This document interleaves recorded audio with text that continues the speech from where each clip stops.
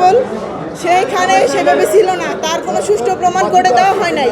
সে শুধু দেখা যাচ্ছে যে ওইখানে দাঁড়াই আছে, এটার ভিত্তিতে তারা এখানে আসামি করা হয়েছে এবং তারে মৃত্যুদণ্ড সহ যাবজ্জীবনের জেল দেওয়া হয়েছে। এটাই আমি আজ পর্যন্ত এরকম কোথাও দেখিনি যে দোষ না করলেও তারা দোষী বানায়। আজকে এই কোর্টে যেটা করলো এটা আমরা আজ পর্যন্ত এটা মানিয়ে নিতে পারলাম না, আর আমরা এটা কখনো মানবই না। কারণ শাস্তি যাদের দেওয়া উচিত তারা দেয় নাই।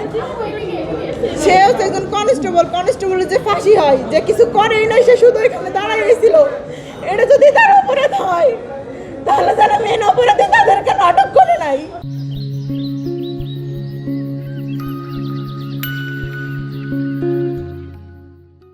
এখানে যে 7-8 আসামি ধরা হয়েছে, এদের মনে করেন এমন সুন্দরভাবে সাজানো হয়েছে ঘটনাটা কেমন যেন এরাই করছে। এত পুলিশ ছিল, এত যারা করছে তাদের কিছুই বলে নাই, তাদের কিছুই করে নাই। আর যারা নির্দোষ মানুষ তাদের এইভাবে ভাসানো হয়েছে।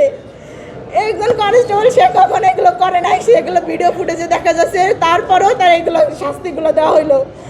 এগুলো আমি প্রসিকিউশনের কাছে জিজ্ঞেস করতে চাই, তারা কেন এরকম করলো?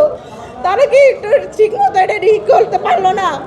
একটু তদন্ত করলে এটা বেরোইতে পারতো যে তারা এগুলো করছে কি করে নাই। তারা এগুলো ঠিক মতো তদন্ত করলো না, না করে তাদের একজন কনস্টেবল মানুষের যে ফাঁসি দিল, এগুলোকে ঠিক করলো তারা? এই বাংলাদেশের মাটিতে যে এটা দেখতে হবে, এটা আমি আগে কখনো ভাবতে পারি নাই।